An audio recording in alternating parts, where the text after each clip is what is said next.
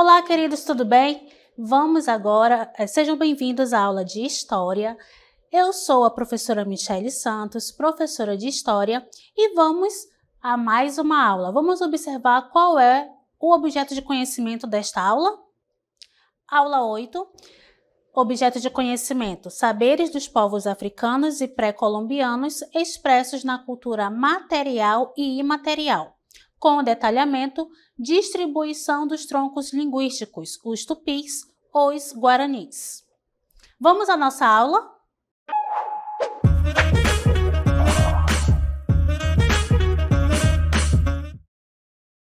Então, a aula é sobre troncos linguísticos, né? Mas o que seria esse tronco linguístico, né, professora? O que é essa questão aí de língua, né? Nós sabemos, nós estamos aqui no Brasil e falamos o português. O português, ele é originário, né, do latim. Então, o latim seria o tronco linguístico que se originou ali várias ramificações. E vamos verificar isso dentro dos idiomas da língua, né, indígena. Vamos ver o que é um tronco linguístico. O que é um tronco linguístico? Tronco linguístico é um conjunto de línguas que tem a mesma origem, uma língua mais antiga que não é mais falada. Então, olha só, volta para mim aqui. O que eu falei há pouco para vocês, né? Eu tenho o latim, que não é uma língua falada em si, né? Existem termos que nós utilizamos, né? Principalmente os juristas, né? Quem trabalha ali com a área jurídica, acaba adotando alguns termos em latim, na sua prática cotidiana, mas nós, falantes, né, de línguas que originaram do latim, não falamos no nosso dia a dia, né, não falamos no nosso cotidiano. Porém, ela influenciou sim na formação da nossa língua, né? Ou seja, quando eu tenho um tronco linguístico, eu tenho uma língua principal que atualmente já não é tão falada ou é considerada uma língua morta, porém, ela tem ali as suas ramificações que está presente no nosso dia a dia, certo? Dando continuidade, vamos aí conhecer os principais troncos das línguas indígenas. Eu tenho aí o número 1, Tupi ou Macro-Tupi.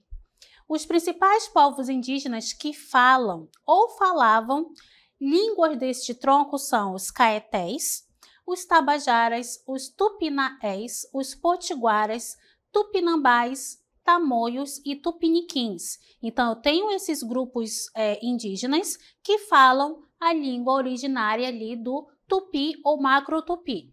Observem agora, eu trouxe aqui para vocês uma estrutura de uma árvore. Olhem aí a árvore, vocês vão ver que vai aparecer o nome no tronco da árvore, né? Que aí eu tenho tupi.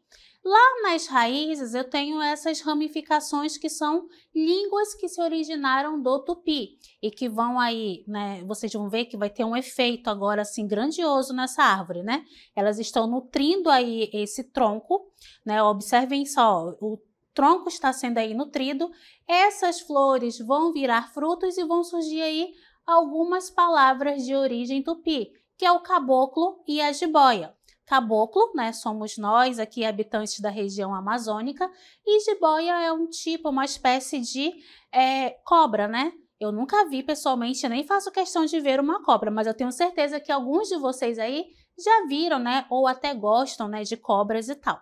Então, dentre esses grupos, né, dentro dessas famílias dos tupis, tem algumas que são consideradas línguas mortas, né, ou seja, que não tem mais pessoas que falam esta língua. Mas, professora, por que há essa questão de língua morta? Porque os falantes dessas línguas acabaram ali sendo exterminados no processo colonizatório. Então, quando os europeus vieram para a região, começaram ali o processo de colonização, uma das formas de eles conseguirem ali manter o controle da sociedade era exterminar os grupos indígenas e também controlar a língua, que nós já vamos saber qual foi a língua adotada aí pelos portugueses para ter uma comunicação direta, né? Ou vamos dizer assim, uma comunicação mais fácil com os indígenas.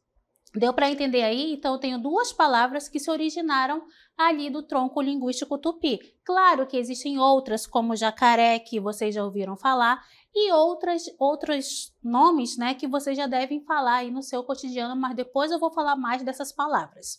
Agora vamos para o nosso segundo grupo linguístico, né, que eu tenho aí o macro-G. Os principais povos indígenas que falam ou falavam línguas deste tronco são os bororóis, krenaques, carajás, chavantes, craóis, apinagés e cricates. Então, vamos lá voltar para a nossa próxima árvore. Olhem só, eu tenho aí uma nova árvore, só que com um tronco macro-G. Vai ter a mesma estrutura que eu falei para vocês do tronco tupi, né? Vou ter ali as ramificações como os bororóis, os G, e a leu, penso eu, que é o último nomezinho ali, que vai ali nutrir o tronco da árvore, né? Que vai ser o macro-G. Vai ali tornar as flores em frutos e vai surgir aí as palavras como bodó e abacate. Bodó, vocês sabem melhor que eu e devem gostar, porque eu não sou muito fã de bodó, né? É um tipo de peixe. E abacate, né? Quem nunca comeu aí um abacate amassado com leite e farinha, né? Aí eu tive a ajuda aí dos meus amigos, né? Então aí o grupo linguístico aí é IAT, né? Que faz parte aí do grupo do macro-G. Então, esses dois grupos linguísticos vão aí permear as línguas indígenas da nossa região, certo? E também de todo o Brasil. Agora, vamos ver aí os tupis, né?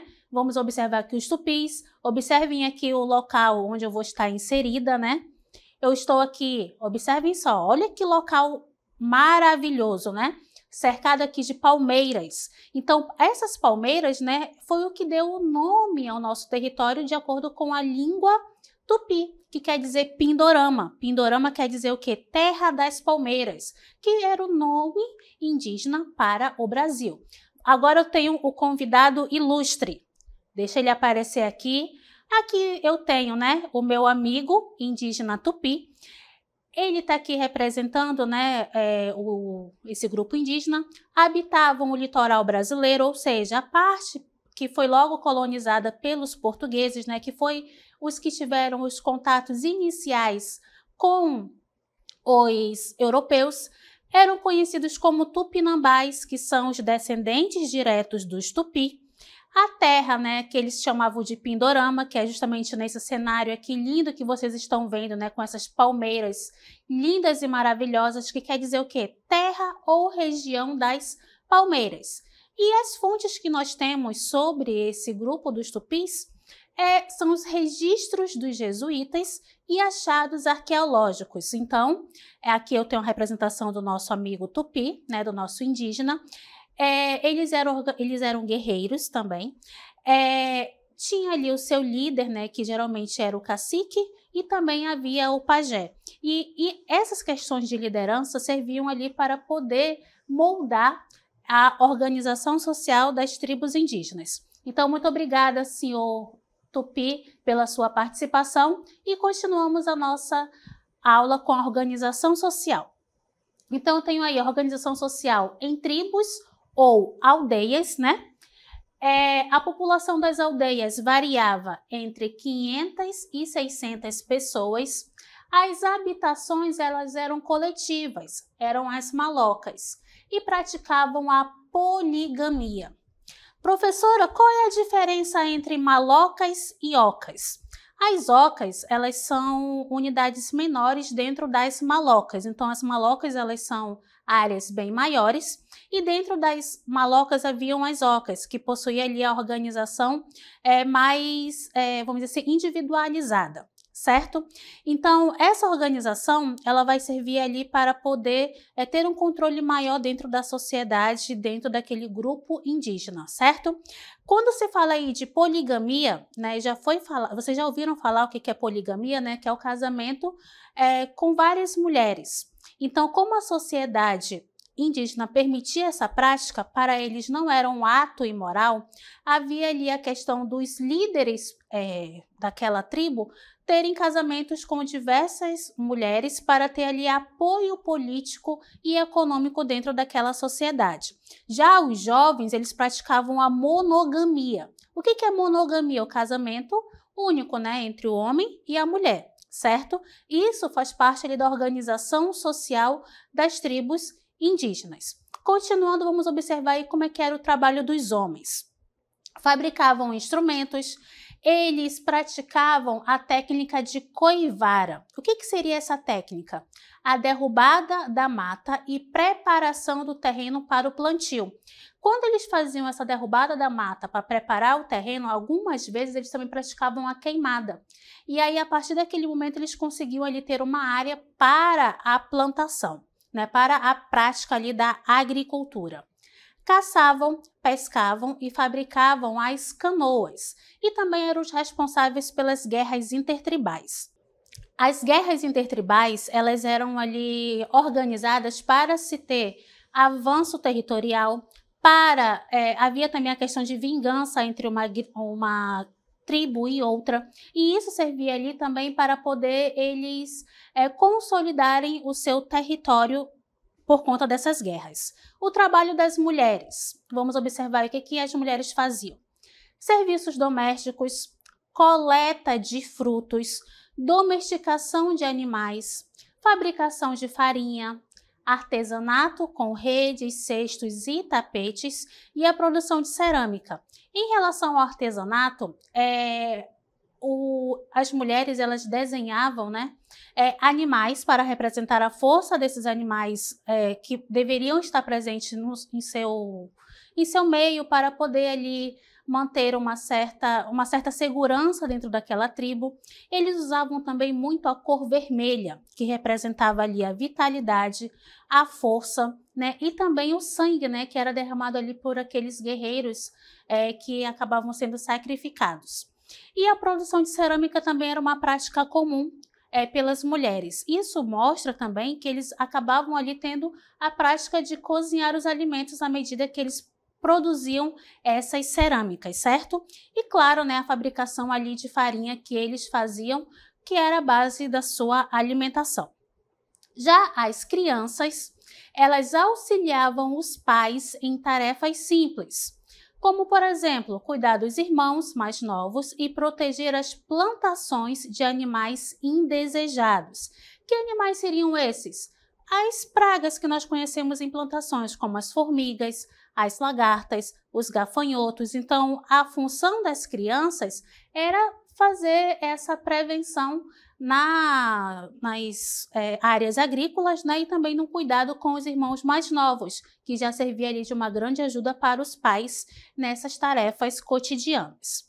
Em relação à língua, né, eles falavam a mesma língua, dentro de uma tribo indígena falavam a mesma língua, né, só que quando vieram os portugueses para a região, dentre eles os religiosos, né, os jesuítas, como o Padre Anchieta, ele vai ali tentar organizar uma forma de comunicação entre os europeus e os indígenas. Ele é considerado o primeiro gramático dos tupis, né? Ele vai criar aí a língua brasílica, e essa língua vai ser levada para o interior pelos brasileiros. O que era essa língua brasílica? É também conhecida como Nhengatu, que quer dizer ali a língua geral.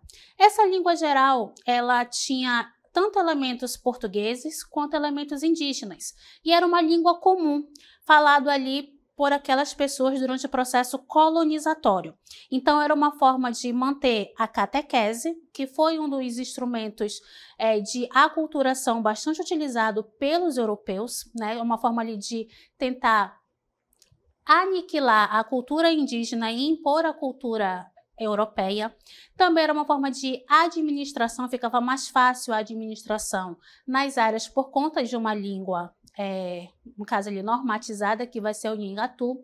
Em relação à economia, então todos esses fatores vão ser favoráveis quando se fala o mesmo idioma.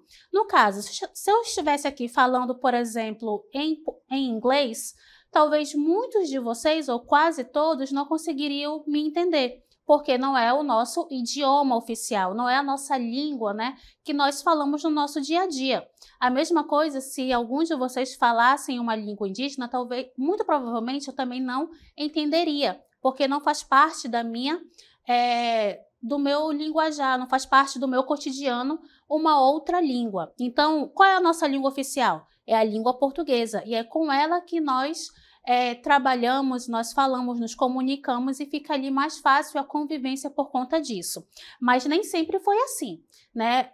De acordo com registros, no Brasil, antes da chegada dos europeus, havia ali mais de 1.000 línguas indígenas. E essas línguas eram faladas ali dentro de territórios específicos. Com o processo de aculturação, com o processo de colonização, muitas línguas morreram. Mas por que morreram? Porque os seus falantes não praticavam mais aquela língua, né? Ou foram exterminados. Então, uma forma de eu saber a língua do meu povo é através da oralidade. Então, se meus pais, os meus avós não ensinam essa língua, como é que eu vou reproduzi-la, né? E isso fica evidente quando eu tenho aí essa questão de falar que a língua ela está morta, né? Ou seja, que ela não existe mais, devido a não haver pessoas que falam aquela língua, certo? Então, continuando, vamos observar aí o casamento. Casamento acontecia aí entre tio materno e sobrinha, que é chamado de casamento cruzado ou primos cruzados. O que seria esse casamento entre primos cruzados? Eu sou mãe e eu tenho um irmão que também é pai. Então, o meu filho poderia se casar com a minha sobrinha. Isso que a gente chama de casamento cruzado. De acordo com essa técnica, de acordo com essa ideologia, eles acreditavam que a probabilidade de haver um descendente dessa união com problemas congênitos seria menor. E isso fazia também com que vamos dizer assim, aquele descendente, aquele filho, ele mantesse ali as famílias unidas. Lembrando que muitas das famílias e das organizações sociais indígenas, elas são matrilineares, ou seja, eles vão se basear na família da mãe e não do pai. Quando havia ali um casamento, né, no caso, o esposo ia morar com a família da esposa. Vamos observar aí o ritual. O jovem deveria obter um prisioneiro de guerra para ser sacrificado. Isso era muito comum dentro das tribos indígenas. Para ele poder se casar, ele passava por esse ritual, aprisionava uma pessoa. Essa pessoa poderia, geralmente, né, era de uma tribo rival daquela tribo que ele estava inserido, e esse prisioneiro ele era levado para ser sacrificado. Quando ele fazia essa prática, né, esse ritual, ele acabava mostrando que ele era um guerreiro, que ele era habilidoso, que ele era corajoso e, claro, que ele tinha ali a aceitação das moças por conta dessas virtudes que ele mostrava nesse momento deste ritual, certo? Vamos observar agora as guerras. Guerreavam entre si e contra os tapuias. Tapuias eram aqueles que eram considerados selvagens. Eu tenho aí a guerra que acontecia, né, em que acontecia a vingança pelos parentes mortos, ou seja, né, havia já guerras que aconteciam entre as tribos, mas quando havia parentes mortos de uma tribo, eles aproveitavam o momento da vingança para poder eles aproveitavam o momento da guerra para vingar os seus parentes mortos. Eles praticavam também a antropofagia. Lembrem que esse nome está sendo recorrente, né? Então, antropofagia não é o ato de ter o prazer de comer a carne humana, não é isso. É um ritual em que eles querem absorver, no caso ali, as virtudes do guerreiro que está sendo sacrificado. E esse ritual lembrava aí, né, os bravos guerreiros, né? Ou seja, no momento em que havia esse ritual, eles estavam lembrando ali aqueles guerreiros que participaram ali daquele ritual antropofágico. Observem aqui nesta imagem que eu tenho, né, este prisioneiro de guerra aqui, né, sendo aí sacrificado.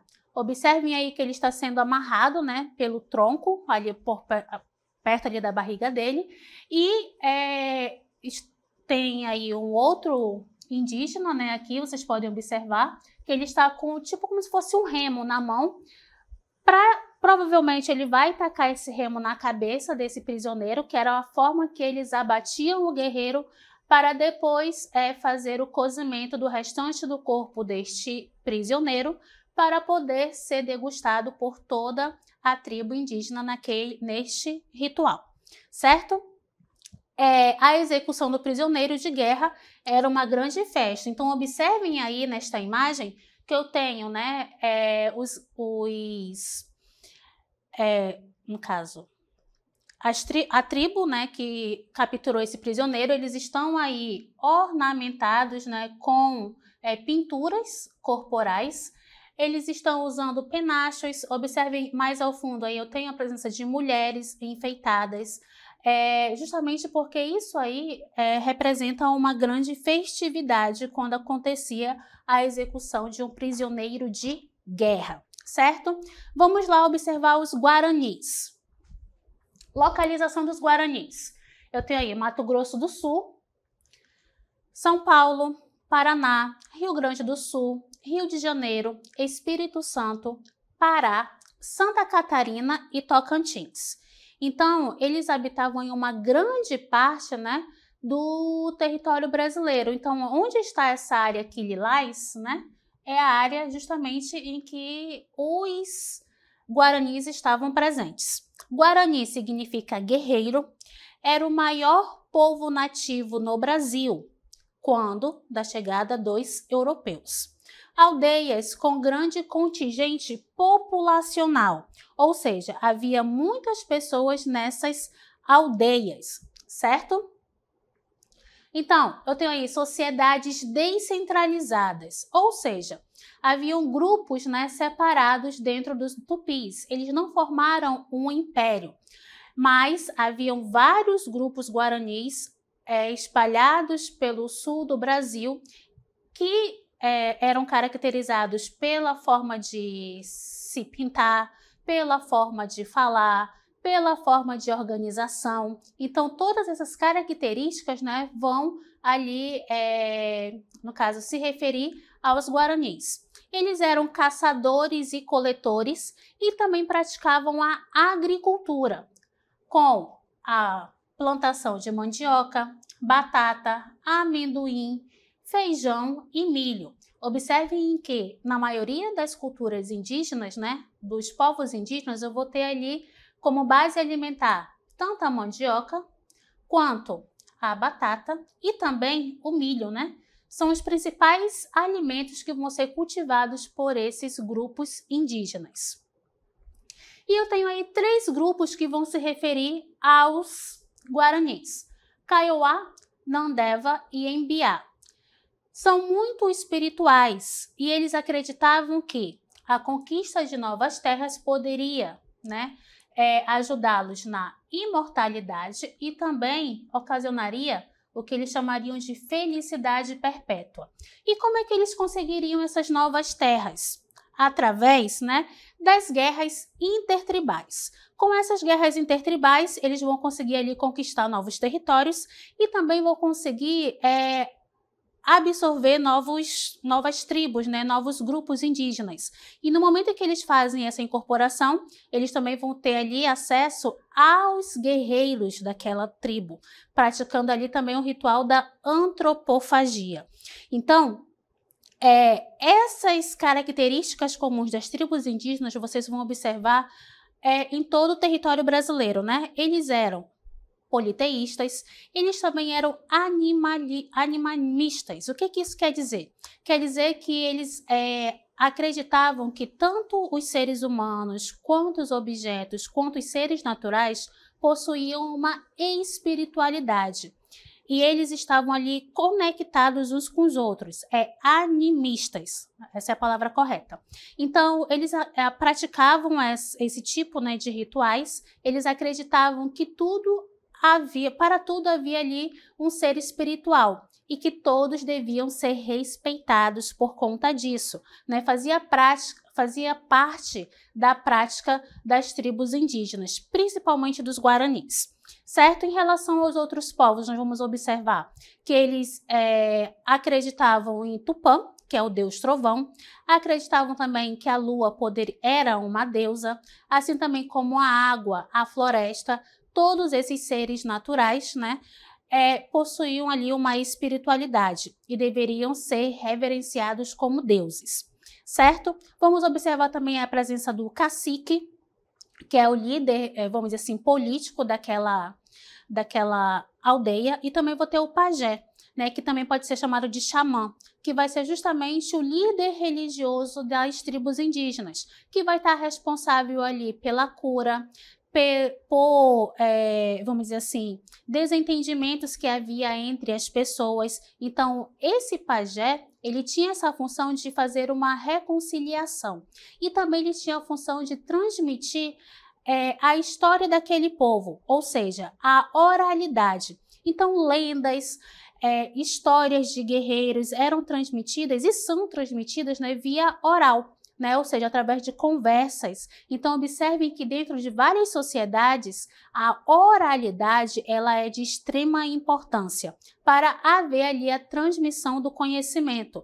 Então, eu não tenho a presença de fontes escritas pelos indígenas sobre a organização social deles, mas nós sabemos através de quê? Através da oralidade, através dos registros que foram feitos pelos colonizadores. Claro que eles vão sempre colocar a visão deles em relação aos povos que eles estão conquistando. Mas com essa oralidade, com as lendas, com os cantos, né? Contos, a gente vai observar aí que nós temos essa diversidade em relação aos povos indígenas. Vamos agora observar aí as manifestações culturais. Eu tenho aí a organização social e cantos. Através dos cânticos, eles poderiam comprovar sua existência aos deuses. A música vai ali favorecer o controle das forças da natureza. E eles vão utilizar também as cabaças. Cabaças é um tipo de vegetação, né, em que é como se fosse um orifício.